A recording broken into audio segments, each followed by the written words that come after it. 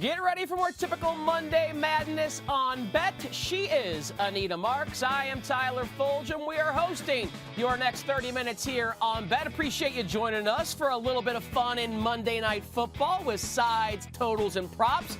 We'll see how interesting the game is going to be with the Saints and the Dolphins. Of course, we got to talk to our guy, Mike Tannenbaum, who's in Fuego on Monday night. The Bear is going to stop by as well to talk some college football bowl season. We'll dabble in the association as well. But Anita, I got to know, was Santa good to you for Christmas? Did you get a stocking full of goodies? I can't imagine you got any coal in there. You're too nice. You're too good for that. I was just going to say I was a good girl this year. I did not misbehave. So, yes, Santa was great to me. I have a question for you because I know you're doing this show from Caesars. I found out over the weekend that Cleopatra is Halle Berry in the Caesars commercials. Ew, man, is there a Halle Berry Cleopatra sighting as you walk into the studio, dude? I did not know that, but since you have alerted me to a potential to spot Halle Berry down the street, I will have my eyes on the lookout because we know Holly is always on the nice list each and every year. There is no doubt about that. We'll get to your shirt in just a second, Anita, but I want to remind our viewers, as you see on the screen right here, to get all of our gambling content each and every day across all platforms, across all sports, all talent here at the ESPN family. YouTube.com/ESPN Sports Betting. Go there, sign up, hit the like button, help us out, and we will try and help you become a better gambler for the 2022 year. That's our resolution. But we got to dive in, baby. It's a Monday Bet, jam-packed show. You know the deal. We get things kick-started, Anita, with a little reaction or no action. We'll start in the NFL with this one. How about those Cincinnati Bengals, huh? They will beat the Kansas City Chiefs outright on Sunday at home. They're catching 5 points. We just saw what Joe Burrow and co. did to Baltimore. The Chiefs are surging at the right time, too. Reaction or no action to the Bengals pulling off the upset in Week 17? I'm going no action here. I saw what the Bengals did to the Ravens, dismantling them in every phase of the game. But I think we're burying the lead here, Tyler, and that's Kansas City and this defense, how good they've been since they worked out that trade with the Pittsburgh Steelers, bringing in Melvin Ingram, moving Chris Jones to the interior of the defensive line. Man, they have been great. Look at these stats. Defense, they've won 7 of their last 8 wins. They've held opponents to 14 points, and 4 of those 7 to single digits. So I think it's going to be some tough sledding for Cincinnati. It's not going to be as easy as it was against the the Ravens this past week. Anita, I'm going to say reaction to this. Color me a prisoner of the moment, but I think the Cincinnati team can play offensively at the same level as the Chiefs. We just saw Burrow throw for 525 and 4 touchdowns. Not even Patrick Mahomes, the great Patrick Mahomes, has done that in his career. And quiet as kept, the Cincinnati defense is a sneaky, underrated bunch. The reason why I say this is strictly because of this. During this 8-game win streak, the Chiefs have beaten up on some pretty bad teams, pretty bad offenses specifically, to fatten up that defensive resume. Now, I give them credit for that because you can only play who's in front of you, and they've looked great. But they haven't seen an offense like Cincinnati will have at home when KC travels to the Natty in Week 17. Remember, they played the Packers at home without Aaron Rodgers. They played the Cowboys at home without Amari Cooper. CeeDee Lamb left with injury. I think Tyron Smith may have been out. And Dak Prescott was hurt, not looking like they did last night. So this is going to be the toughest test the Chiefs have had since their defense turned it around. And I think Cincinnati can pull the upset. 8 straight wins. I'll just say the Chiefs are due for a loss before they get to the postseason. That's why I say reaction for Week 17. All right, let's move to the Pittsburgh Steelers. Speaking of offenses, here's an offense on the other side of the spectrum. Boy, they are struggling big time. Big Pin looks bad back there. Chase Claypool is in the doghouse. Pittsburgh will go under their first half team total on Sunday. They're facing the Browns at home. Anita, reaction or no action?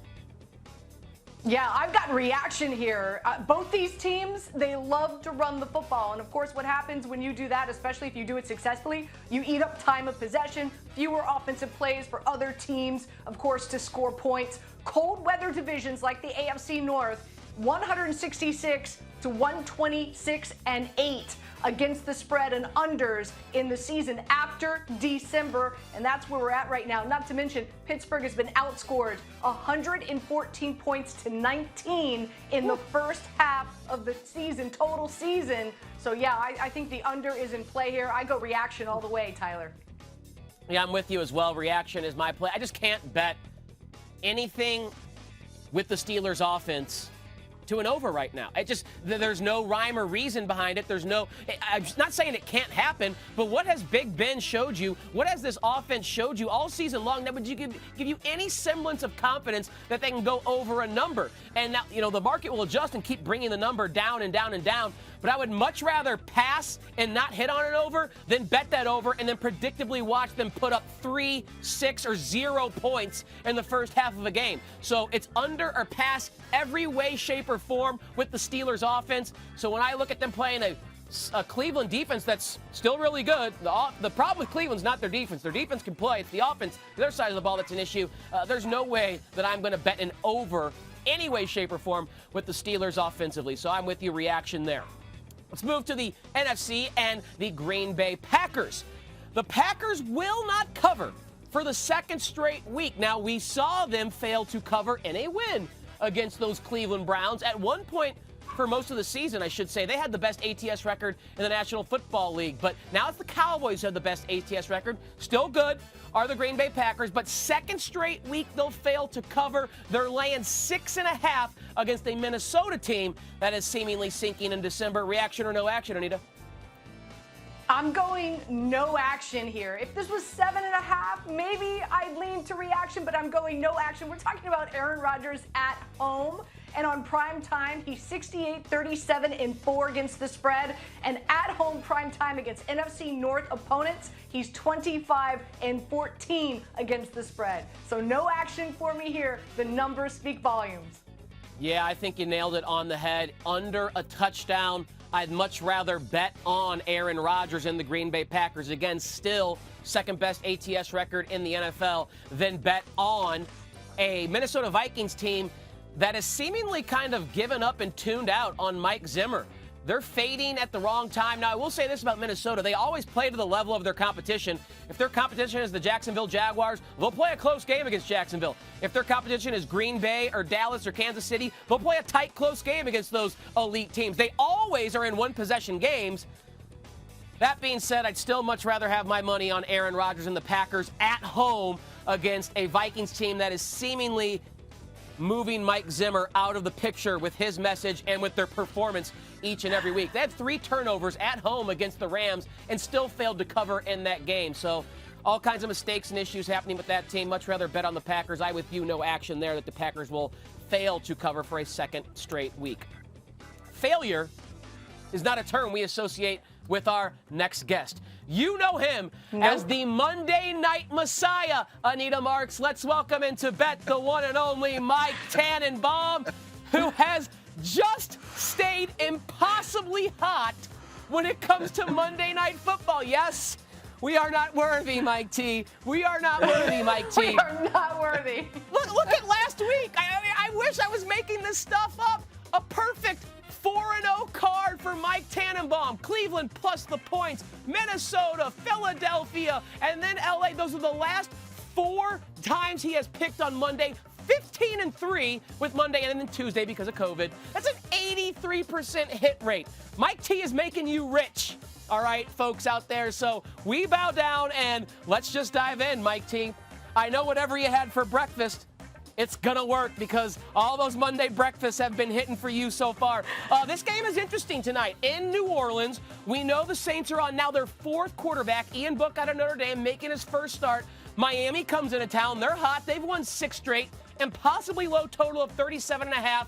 And the Saints with Book are a 3-point home underdog. Tell me, Mike T, what to do with this game. This is a tough one, guys, for a number of reasons because ordinarily, I would feel really confident about the Saints, home, great defense.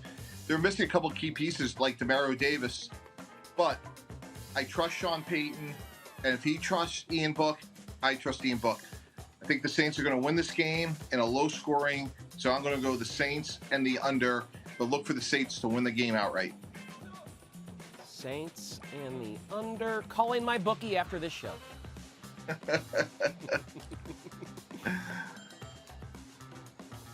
All right, Anita, what you got for him? I'm marinating in my wow face because wow! I mean, drop the mic, exit stage left, Tannenbaum. Anyway, all right, let's talk about some props. I've got two for you. Tua over under 235.5 passing yards. Alvin Kamara over under 59.5 rushing yards. Any of these prop bets pique your interest, and if so, over or under on either one or both? So I like the under on Tua. Look, Tua's played a lot better. I've been a harsh critic of his just because I just don't think physically sometimes he can get the ball down the field. His accuracy has been outstanding. We got to give him credit. With that said, he does check it down. The Saints are not at 100%. It's going to be loud. I think he's going to get rid of the ball fast. I think he'll have high percentage completion, but I don't think he's going to have a lot of yards. And with Kamara, I'm going to go the over. That's a tougher one for me, guys, because if I'm Brian Flores, I'm going to the stadium tonight saying we are not going to lose to Alvin Kamara because of everything else going on with COVID. So I think they're going to try to take him away. But if he breaks one or two runs, I think it's a realistic number. And that's why I'm going to go under on Tua and over on Kamara. All right, Mike T, let's get away from Monday night. Look at this AFC South. We know the Titans keep winning despite their issues. The Colts are surging. When you look at those two teams, they both won this week. The Titans can lock up the division, though, next week, and that may be interesting. Even if they're not able to, Week 18, there's rumors starting to circulate that Derrick Henry could be back if necessary for a Week 18 game. Of course, they're hoping to have him back and able to go for the postseason. The Titans are sitting at 20-1 to win the Super Bowl. If and when Henry comes back, do you think they are a legitimate threat to the Bills and, of course, the Chiefs in the AFC with Henry in the backfield?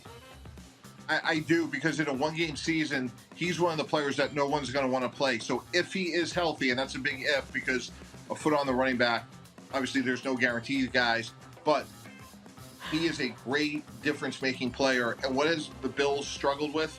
It's stopping the run. We saw it 2 weeks ago against New England. We saw it against the Colts. So I do think that Tennessee can make a very meaningful run if Derrick Henry is healthy. All right, Mike, we haven't seen a wild card team win a Super Bowl since 2010, and it just so happened that was the Green Bay Packers. There's a few wild cards that are expected to make it to the postseason. Here they are: the Colts, the Patriots, the Ravens, the Cardinals, the 49ers. And yes, fly, Eagle, fly. It's the Eagles. Any of these teams you think can make a good run in the postseason and potentially win the Super Bowl this year, Mike? Yeah, Anita, I think that's hard, but I think it would be New England if it's anybody, just because of, it's Coach Belichick and how well coached they are. But I think with the format, the one seeds have such a massive advantage with them being the only team that gets the bye. So if it's Kansas City and Green Bay, gosh, I think those are going to be hard teams to beat. I do think Dallas can win a one-game season. Green Bay, I think Tampa, obviously they did it last year. They could. But I just think the way things are set up, it's going to be really hard for a wild card team to get there. The Monday Night Messiah, Mike Tannenbaum. We bask in your glory. A reminder to our viewers, 15-3 this season on Monday and Tuesday night sides. He is taking the Saints outright in a low-scoring game on Monday night ESPN football. Mike T, as always, we appreciate you dropping winners here on Bet. Thanks, guys. Happy holidays. I appreciate it.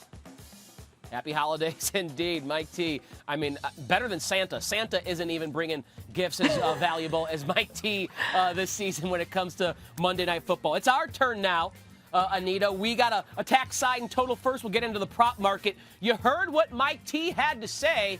Are you with him on the Saints? Are you looking at the side total? How are you looking at game script for tonight's Monday night matchup in New Orleans? So I think this is going to be a real fun game to play in-game wagering. And so the first bet I'm going to place is I'm going to place the Saints up at the end of the first quarter. Why? In Sean Payton, I trust, just like what Mike T just said. I made some calls in regard to Ian Book with a few scouts in around the NFL, and I found out some interesting things I'm going to share with you when we talk about his prop bets in just a second. But I think game script, Sean Payton is going to put together something very masterful that's going to accentuate what Ian Book can do. The Miami Dolphins aren't going to know what's coming. I think the Saints are going to be up at the end of the first quarter. Now you're going to have house money to play with. Also, I'm going to play a two-way teaser, 6-point teaser. I'm going to tease the under up to 44.5, and I'm going to line that with the Green Bay Packers. We talked about them earlier. At home against the Minnesota Vikings, looking to lock up that #1 seed in the playoffs. So I'm going to tease the Green Bay Packers down to -1, -1.5. That's how I'm going to play this. Yeah, I like that accompaniment with the under tease here because the Packers obviously have incentive to win that game at home. And again, with Minnesota reeling, of course, under is the play for me. You heard Mike T, what he had to say. I thankfully, before we talked to Mike T, I was feeling like the Saints are being disrespected here. I know the Dolphins have won 6 in a row, but Sean Payton is better than Brian Flores, as good as Flores is. And even with Ian Book, who cares about the Saints offense? They haven't had an offense all year. They win games because their defense is dominant. And I think at home with that crowd by their side, the defense can help them win this game against Tua and that Dolphins offense that is okay, but far from the most imposing offense that we see in the NFL. So I'm happy to hear that my initial instinct aligned with Mike T. I like the Saints +3. I like the Saints on the money line. I would also attack the Dolphins team total, which is sitting at 20.5. Mike T thinks the game's going to go under. You think the game is go under. I think the same as well. Well, which side is more likely to fail to live up to expectation if this game goes under? Well, I think the Saints win. I have to look at the other side. The Dolphins, under 20.5 total points for the Dolphins in this one. That's just 2 touchdowns and 2 field goals, and you're still a winner. I wouldn't be shocked at all. Think about what the Saints just did to Tom Brady. Shut him out in his own house last week. Now they get Tua in the dome. 1 touchdown may be all the Dolphins get in this game, as long as Ian Book does not turn it over and give them short fields or put points on the board. All right, to the prop market now. Anita Marks, our prop queen here. What do you have for Monday Night Football with the Saints and the Dolphins? So, like I said, let's start with Ian Book. I like the over in 180.5 passing yards. I also like the over in 51.5 rushing yards. I made some calls this afternoon to a few scouts in around the NFL. I wanted to find out more information about this cat. He's 6'5", 235, ran a 4.42 40, and rushed for over 1,500 yards when he was at Notre Dame. He is a spitting image of Taysom Hill, so I see Sean Payton utilizing him in the same fashion. So I really love the over 51.5 rushing yards. Kamara, I think we're going to get a heavy dose of him in the passing and rushing attack, so I like over rushing and receiving yards. Anytime touchdown, I think he gets in. And you talked about that Saints defense. Unfortunately, they're going to be missing a lot of linebackers and their strong safety, Malcolm Jenkins. Therefore, I think it's going to open up the middle of the field for Mike Gesicki, tight end for the Miami Dolphins. I like over 40.5 receiving yards. I also think he finds the end zone. And because it's low scoring, I think we're going to see a plethora of field goals. So give me Jason Sanders, solid field goal kicker for the Miami Dolphins, over 6.5 points, especially in a dome, Tyler. No weather conditions to be concerned about. All right, that's a great scouting report on Ian Book. I did not know he was that fast. I remember him using his legs at Notre Dame, and he's also, I think, the all-time leading passer at Notre Dame, won a lot of games there. I remember him being a good athlete, but 4.42, that is moving. That's faster than Taysom Hill. He doesn't have the power, I imagine, of Taysom Hill, but I like what you're putting there, especially with Book in the run game. I like using Alvin Kamara. He should be the focal point of Sean Payton's game plan. Have Book get him the ball, use him as a decoy, get him the rock, but make sure he gets his touches because that's the best way to score against Miami's defense. I'm going to go to the Miami side here, Anita, and because the Saints are such an extreme pass funnel defense, I'm going to play Tua Tagovailoa over 33.5 pass attempts at even money. You can also correlate or couple that with Tua over 22.5 completions at -110, -115. As Mike T said, Tua does not push the ball down the field. He throws the ball short, but he throws the ball accurately. He's completing 70% of his passes this year. So I think Tua, because the game plan will dictate, we can't run at the Saints. They have the best run defense in the NFL. Fewest yards per rush allowed in the NFL this season. You cannot run on them. So I think the game plan will be short, quick passes to Jalen Waddle, Gesicki, Devontae Parker. I think he'll throw a lot. I think he'll complete a lot. That doesn't mean he gets over his yardage total, but I think he does throw the rock a lot and he completes a lot. So over 33.5 pass attempts, over 22.5 completions, you can correlate that as well because Tua will not be taking risks. He'll be dumping it off short, high percentage passes like he has done all season long. So That's the way. We're looking at Monday Night Football here on ESPN this evening. New Orleans and Miami. We'll see if it's a good one. Low-scoring game expected, but the variable is Ian Book. What will the Saints get out of him as they try and stop the Dolphins' 6-game win streak? All right, Anita, take a break for a quick second because we got to mosey on down to the Bear Cave. Welcome in our guy, Chris Fallica, the Bear, to talk some college football. Always a pleasure having the Bear with us on a Monday edition of Bet Bear. College football playoff starts this week, Friday, New Year's Eve, of course. Early matchup still has Bama sitting at right around a 2-touchdown favorite against Luke Fickell and the Cincinnati Bearcats, 13.5 to be specific. Total sitting at 58 for this matchup as well. You originally told us, that your play was going to be on the total here instead of the side when we discussed this a few weeks ago. Has that changed? Have you learned anything new or dug up some new information that has you betting differently for this matchup? Well, I have dug up some information, and it was something that I insinuated, and I was correct in my thinking. I spoke to a Las Vegas bookmaker out there, and he said that he has this game power rated closer to 10, but they're keeping it at 13.5, just on anything under 14. They're kind of welcoming the Alabama money, and they're pretty comfortable with the position going into this game that they're going to need Cincinnati plus the points. I think they feel good about taking the Alabama money. So I kind of thought that was what they were thinking when they hung the number at 13.5. So I doubt this thing is going to hit 13 because they want the Alabama money. For me, it's still an under-type game. I don't think Cincinnati is going to score very many points, and I think Cincinnati's defensive backs will probably fare pretty well. That's the strength of that Cincinnati defense, right, is their secondary, and I think without Mechie, I do think that the UC secondary will have some success against Alabama, and maybe Alabama will be forced to maybe run the ball a little bit more with a healthier backfield right now. So I would lean towards taking Cincinnati plus the 13.5 right now, but I do like the under in this game, as I don't think UC will be able to score a ton of points here. All right, sticking with that under, you offered up a couple of weeks ago. That's for the Cotton Bowl semifinal. You'll see Goodyear Cotton Bowl Classic on ESPN. Let's now move to the other semifinal, Georgia and Michigan, the 2-3 matchup in the Capital One Orange Bowl. Still have Georgia installed as a 7.5-point favorite. Of course, a lower total here of 45. Do you like the Wolverines to cover as more than a touchdown dog? Keep in mind, they had the best ATS record in FBS this season. Are you riding with the Bulldogs coming off that SEC loss? I'm riding with Georgia here. I'm going to lay the points in this game. Even without Dan Lanning, their defensive coordinator, now gone to Oregon, between the defensive minds that are on that staff, and Kirby Smart and Will Muschamp, I trust that they're going to be able to figure out some type of defensive scheme with that deep defensive line that they have and that linebacking core to kind of slow down that Michigan running game and really put this game in the hands of Cade McNamara and force him to try and beat them on the perimeter. I don't know if Michigan has the weapons that Alabama did at the quarterback position and out wide. So I think the Georgia defense is going to have a much more successful time in the semifinal here against the Michigan offense than they did against Alabama.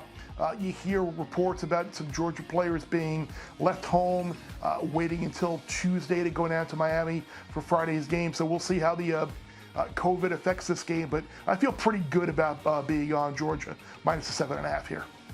All right, sounds like the Bears expecting an all-SEC national championship matchup yet again with Georgia covering. Alabama, though, maybe being inside the number but escaping against a game Cincinnati squad. Let's move to some other bowl games this week here, Bear. I'm sure both Minnesota and West Virginia appreciate that the Guaranteed Rate Bowl is in warm, sunny Phoenix, Arizona. Gophers are laying 5 here, total of 45. How you looking at this one? And you can find some 4.5s out there, and that's what I was able to do with Minnesota. I like the Gophers here. If PJ Fleck is the coach of your team, you know that team is going to be invested and motivated and ready to play in a bowl game. The Minnesota defense, late in the year especially, played very, very well. Now, I know they didn't play some of the better offenses in the country, but they're not facing a West Virginia offense here that I think is going to be able to move the ball up and down the field. They were very hit or miss this year. Letty Brown, their starting running back, is out for the game. It's a Minnesota team that I think winning the Axe game against Wisconsin, that got them excited, and I think they're really able to double up off that win against Wisconsin and win a ball game and really end a surprising season given all the adversity that they had, all the injuries at the running back position. I would expect PJ Fleck's team to come out and play very, very well. All right, Bear, finally, for those of us into our snack foods, and frankly, who isn't during the holiday and bowl season, we have Iowa State matching up with Clemson in the Cheez-It Bowl. Clemson, a 1-point favorite over the Cyclones, a very low total of 44. This is a Wednesday bowl game you'll see here on ESPN. Who or what is the play in the Cheez-It Bowl? I'm taking Iowa State plus the point, and I just don't know how Clemson is going to approach this game. Maybe this is a game you wait in live bet, but if it starts off the way I think it could, where Iowa State could jump out early, then you're probably laying points early in the game. This is the Clemson team that's been used to playing in the college football playoff, been used to playing for national championships, and now you're facing Iowa State, who we know they're a good team, but they just doesn't sound good to what Clemson is normally playing in Alabama, Ohio State, LSU, and all those teams that they're used to facing in the playoff. It's a really good Iowa State defense, and you've got a Clemson team without both of its coordinators. DJ Uiagalelei has not had a good season. He's been a mess all year. I don't know how much success the Clemson offense is going to have against an Iowa State team, and despite Breece Hall being out, I think Iowa State feels pretty comfortable at the running back position, and I think the Cyclones can cap off what's been a disappointing win for them with something to say, hey, we beat Clemson in a bowl game, and that would mean a lot to Iowa State, so I'm going to take the Cyclones. He is the Bear, Chris Fallica, helping us out as always on a Monday for bowl season. We are in the week of the college football national semifinals. Bear, we appreciate you dropping by a bet as always. Of course. Take care. Have a great week. Will do indeed. We're going to have a great show here, wrapping it up with Anita back in the saddle. Before we let you go, we got to touch on something else besides the gridiron. So, Anita, anything around the sports world tonight that you want to share with our bet viewers? Yeah, first and foremost, the Nets are on the West Coast taking on the Clippers. I like them -3.5. I know no KD, he's not back yet, but they do have Harden. They do have Bruce Brown. They did beat the Lakers on Saturday. And the Clippers, this is their second game of a back-to-back. They're 0-4 against the spread. No Paul George, no Reggie Jackson. So I like the Nets. And I want to go bowling really quick. Tomorrow, Tuesday, I'm playing a 2-team 6-point teaser. I'm taking Houston. I'm going to tease them up to +8. Air Force up to 7.5. Auburn, they lost 4 straight. They're going to be without 3 offensive linemen as well as some defensive players. Louisville, they're going to be out without some wide receivers in corners. And last but not least, Air Force, better defense, and they play great on turf. So I'm playing that tomorrow on Tuesday. Like a little bonus Tuesday bowl action from Miss Anita Marks. And I forgot to ask you about your shirt. I'll get to that in a second when we are leaving the show. I can tell who it is. Yeah, there we go. You're doing the waddle. You're doing the waddle. I love it. It's a good rendition of the waddle as well, Anita Marks. I'm going to turn to the association tonight, and this may sound like I'm beating a dead horse here, but when the San Antonio Spurs are at home, I'm playing the over. Why? Well, it's been very profitable for me this season. The Spurs at home, 13-2-1. That is a Mike Tannenbaum-esque 83% cover rate at home, or over rate, I should say, for the Spurs when they're in their home gym. They played at home yesterday against the Detroit Pistons. Anita, the total closed at like 220.5. The Spurs alone scored 144 points. The total reached all the way up to 253. This is a high total. I know that at 230 and a hook. But the Spurs somehow, someway, just keep cashing over tickets when they play at home. The Jazz are in town. We know the Jazz have one of the best, most diverse offenses in all of the NBA. So as long as that pace stays frenetic like it has for the Spurs in their home gym all season long, I'm going to keep riding this train, keep hammering it until the trend turns around. But again, 13-2-1 to the over. The Spurs at home this season, including yesterday against the Pistons when they cleared their total by 30-plus points. So that'll do it for this edition of Bet. Anita rocking the Jalen Waddle, doing the waddle, looking good. You heard what our Monday Night Messiah had to say for that Dolphins-Saints matchup. He's 15-3. handicapping Monday and Tuesday Night Football in the NFL this season. He likes the underdogs, the Saints, to not only cover but to win outright in a low-scoring game. So consider that when you go to your bookie or your wagering window. For Anita Marks, doing the waddle, I'm Tyler Fulghum, and we'll see you next time, Thursday, on Bet.